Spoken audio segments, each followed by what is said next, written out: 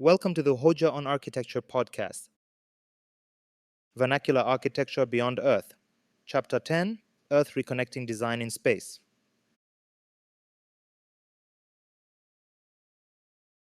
This is our final episode of the season. Throughout this season, we have traveled from the village to the cosmos, from mud to regolith, from economy to ritual. We have followed architecture as it adapted, learned, and endured. Now we return home, not to repeat the past, but to see it in a new light. What happens when the wisdom gained from space exploration comes back to Earth? What does it mean to reconnect architecture with the planet that first taught us how to build? Looking at Earth from space is to rediscover proportion. From that distance, cities appear smaller, borders dissolve, and what remains is pattern: oceans, forests, deserts, and light. Architecture, viewed from orbit, becomes invisible, yet its effects are everywhere. The act of building has shaped climate, altered ecosystems, and defined culture. If Mars has taught us how fragile life can be, Earth reminds us of the power of design already in place. The ultimate purpose of space architecture is therefore not expansion, but reflection, to bring home the discipline of care. Mars demanded restraint. Every kilogram launched had meaning, every structure was essential.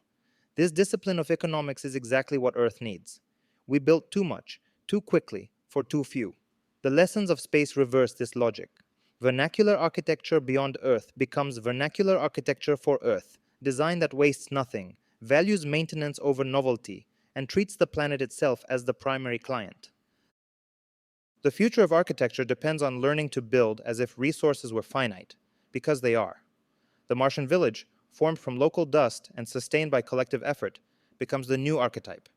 Its logic, minimal energy use, maximum intelligence can reform our global cities. High rise or low tech no longer matters. What counts is attitude, every wall a promise, every roof a responsibility.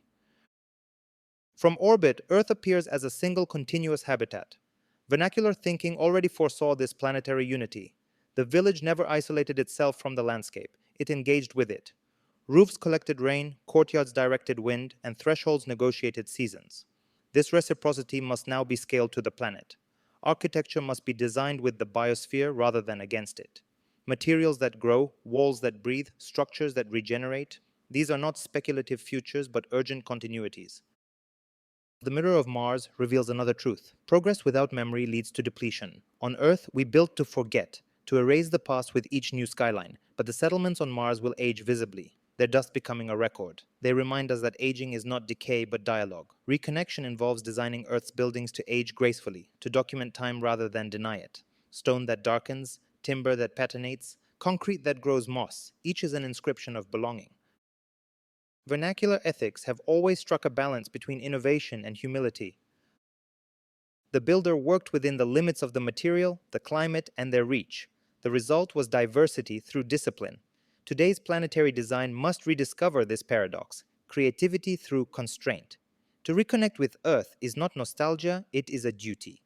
The question is no longer how can we build more, but how can we build again, smarter, slower, together. Space also taught us cooperation. On Mars, survival depended on shared labor. Isolation meant failure. The same truth applies here. Architecture cannot be a solitary profession. It must be a collective practice linking ecology, engineering, art, and anthropology. The new vernacular will not emerge from a single genius, but from coordinated wisdom, communities designing for themselves, guided by empathy rather than ego. The future architect is not a master builder, but a caretaker, an interpreter between systems. Reconnection also signifies cultural healing. The distance of space has allowed us to see Earth as a unified narrative, a shared home. The colors of soil and regolith vary, yet both teach resilience. The rituals we envisioned on Mars, shared maintenance, adaptive growth, collective festivals, can inspire new traditions here. Imagine cities celebrating repair days instead of groundbreaking ceremonies, or schools teaching construction through stewardship rather than consumption. Architecture thus becomes not a monument but a habit, not a spectacle but a relationship.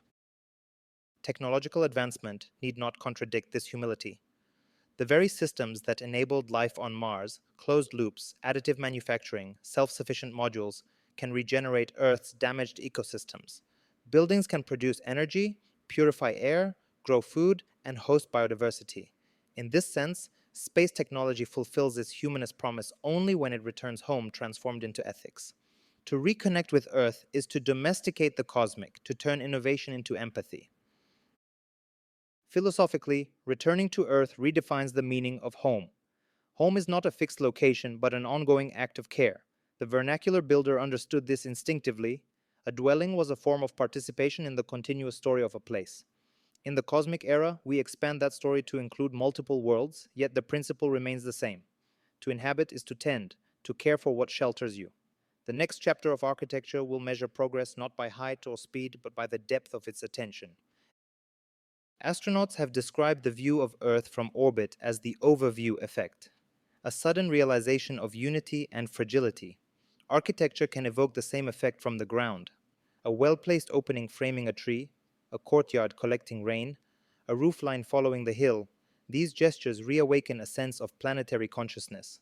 They remind us that we are still within a living system. The true purpose of design is to maintain that awareness. As the season ends, the vernacular reveals itself not as nostalgia for the primitive, but as the blueprint for the future. It teaches that architecture is most advanced when it is most responsive to context. The Martian experiment was never about colonization. It was a thought experiment in empathy. How little can we take and still thrive?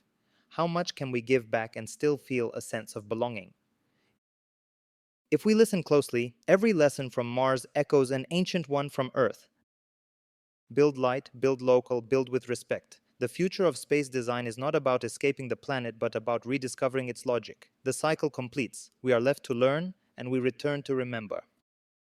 Architecture, at its core, is a dialogue across distances, between builder and inhabitant, past and future, earth and sky. The conversation now includes the stars, but its message stays the same. We build to connect. Season 4 concludes where it began, with the vernacular village. Once a cluster of huts, it is now a constellation of habitats. The pattern remains the same: human beings seeking warmth against the cold, light against the dark, meaning against the void. The vernacular village has always been our map of the past. Now it becomes our atlas of the future among the stars and our compass home to Earth. This concludes Chapter 10, Earth-Reconnecting Design in Space in Season 4, Vernacular Architecture Beyond Earth. Thanks for listening. See you in the next season.